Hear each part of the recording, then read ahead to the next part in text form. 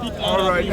My name is Yomi Fabiyi, and it is not a truth that I was not there from inception. The case met me while I was on world tour, and I want to believe I'm one of the first or second or third person that started posting and was demanding justice for Mohbad. And I was about the first person to write official letter. I was the first person to take a bold step and initiated that a peaceful protest should be initiated so that we can have the truth out.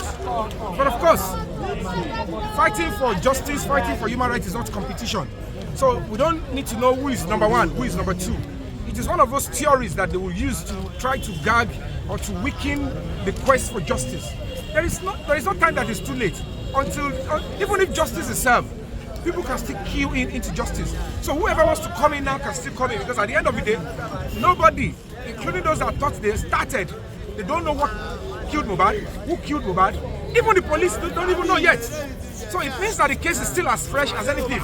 It's quite unfortunate. 1 year down the line, it's making it look like it's been a long time. But kudos to those that held forth on social media and all of that. We're all there, we're fighting.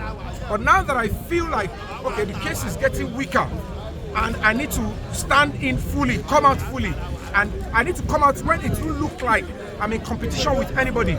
Because of course, we live in a society, and social media, they find a way to misconstrue things. And I don't want to make it look like I am after anybody or I'm trying to rival somebody. And that was what I was acting, propagating the gospel of justice underneath. However, when I look at the whole matter, I was able to do my quick, proper investigation through my NGO, Break the Silence Foundation. And I noticed some certain lacunas, and I felt like, okay, you know what? I have to give back to the society. It is not going to be about me alone. I have to understand that every other person deserves and have right to life. Every other person has got right to live. Mohbad has got right to justice. But he is not alive to demand justice. What is my duty? Duty of care. I need to stand in for him like every other person. And I felt it's still the right time, because at the end of the day, we still want closure. We want justice. We want people to be tried for the crime, because only an hypocrite would consider or conclude that that was a natural death. And at the end of the day, we realize that number one thing, from my investigation, CCTV have been installed in all the houses, in and outside. In that kind of a building, there is no sense that they will install CCTV outside and they will not be inside. And if you go and do your investigation as a journalist, ask for the audience of neighbors around. Ask them that have the same building like Mohbad, in the same street, in the same area. Ask them to open their houses. You will realize eventually that it is only the interior of Mohbad's house that there is no CCTV. Then it make you, if you have a conscience, to say why it was when this person is claimed to have been killed in the house or died in the house, that is when his own CCTV is missing. Who did this job? Who is trying to obstruct police investigation? That is a serious criminal offense. That is trying to play on the intelligence of the people. And secondly, from my investigation, all the CCTV in all the houses in each flat, they are not stored in that house. They don't have a central. They have a central storing system in that estate under the auspices of a security team. And then the person in charge of the CCTV and the head of security needs to be, police need to act quickly, because there is nothing in that can be deleted. They cannot delete, except they want to delete the entire footage of the estate. So naturally, the evidence is still lying there. And that is where they thought that if they can take this away, if they can bribe their way, if they can get law enforcement to compromise, that truth will die a natural death. And I'm saying it to them, not on your life. How many do you want to kill? We are fighting that children, everybody should be safe. That is what we all owe. But what do you want to give to your country with the little time you want to spend on earth? How are you going to continue to give in fear of death? That is not what you should be getting scared of, because at the end of the day, if you live in your country as a prisoner, you're already dead. You rather die as a free man than live as a prisoner in your own country, where it's democratic. So those are the things they need to do. And then phone forensic. What is stopping the police? It's not going to cost them anything. The only thing that would probably cost money is the person that will go into the cameras, into the storage, and then drag out. Meanwhile, because it's iCloud, central service system, it's just a matter of the date. They type the date, take them to all the footages of particular building, and they will see clearly. And that day must not be missing because the camera was working on that day. There are evidence that it is working on that day. If they say we are lying, they should open the story. The judge should give an order, or police should get an order.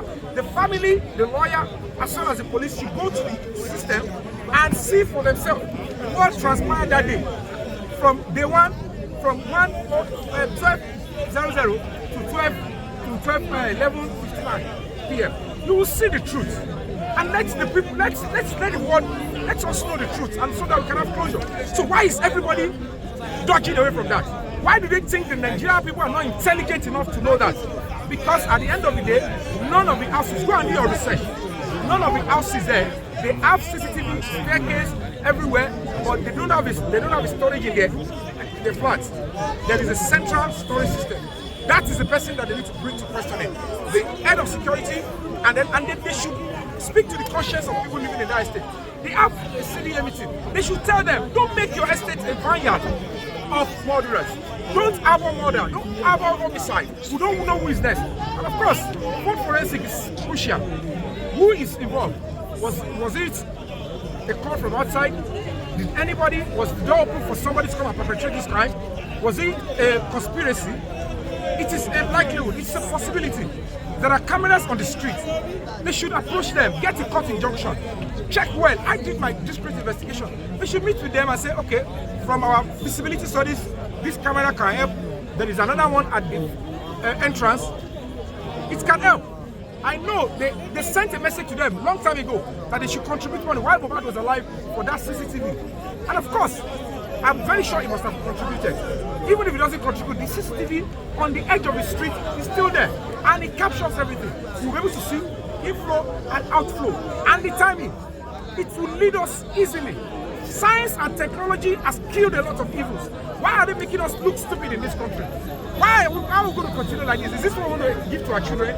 Because if you give birth to children and you're silent, you're scared, you don't want to help your child to live a better life in the next generation, then you have failed as a parent, because you will deepen the same body to the children coming behind. And that is why I have to say that.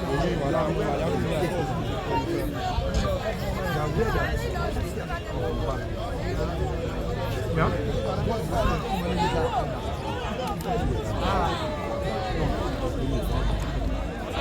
Before you go, don't forget to subscribe, like, and follow GboahTv page for latest gist. Thank you.